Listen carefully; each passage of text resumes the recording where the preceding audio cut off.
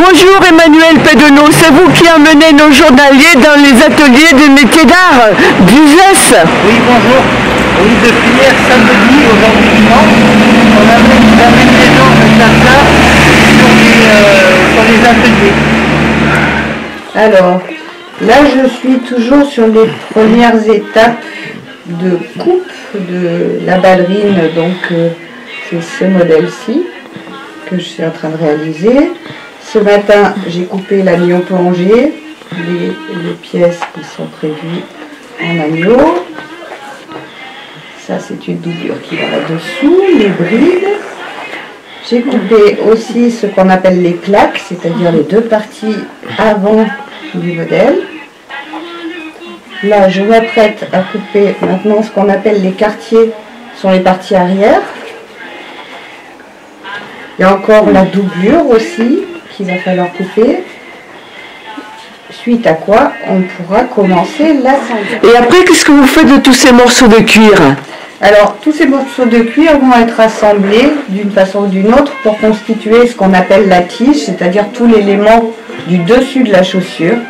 Donc, ces assemblages se font par couture, ils sont souvent collés.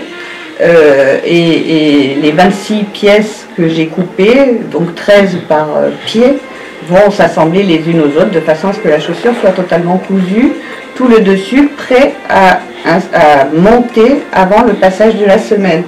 Là, j'ai un modèle que j'ai monté hier soir, donc tous les éléments de la tige ont été terminés. Dessous, j'ai posé une première de propreté qui est constituée d'une mousse, d'un carton et d'un cuir.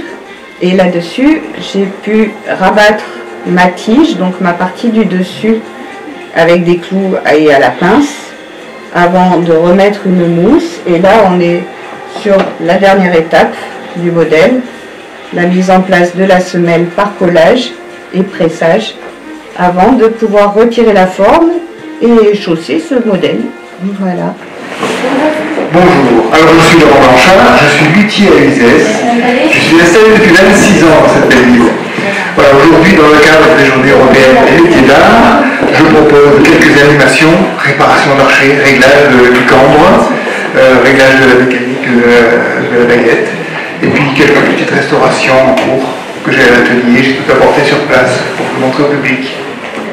Bonjour, Christelle Chazot, je suis restauratrice de tableaux à Euzé dans le Gard et je participe au GEMAS pour la première fois à Uzès.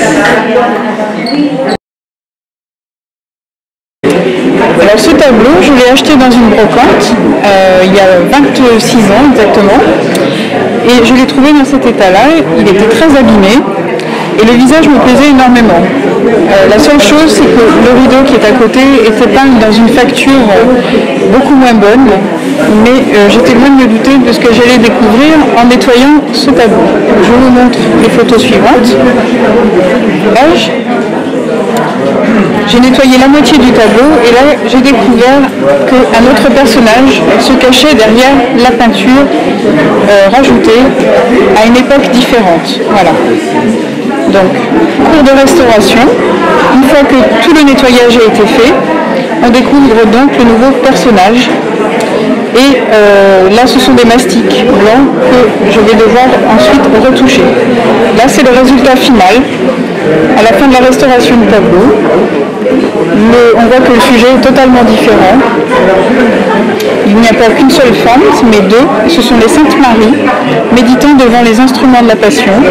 On voit ici, avec le linceul, la tenaille et la couronne d'épines. Je peux même faire un petit zoom. Voilà. Et de qui il serait? Alors, il est de François-Joseph Navez. C'est un peintre belge. Et vous trouvez le pendant de ce tableau au Louvre, dans l'aile Richelieu, au 2e étage, voilà, chez les peintres belges.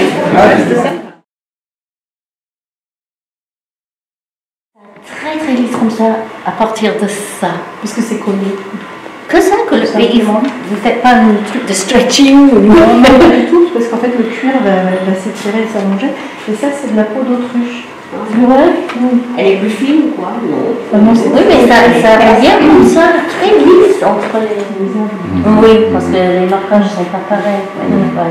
Là, on a les petits points. Oui, l'emplacement des plumes. Nathalie Huet, création céramique en porcelaine. Nathalie, à partir d'une motte de terre, a créé cette coupelle. Maintenant, à l'aide d'un couteau, elle affine son œuvre. Plus tard, elle humectera cette coupelle pour finir de la travailler au tournassin. Opération très délicate car elle risque de perforer son œuvre à chaque instant.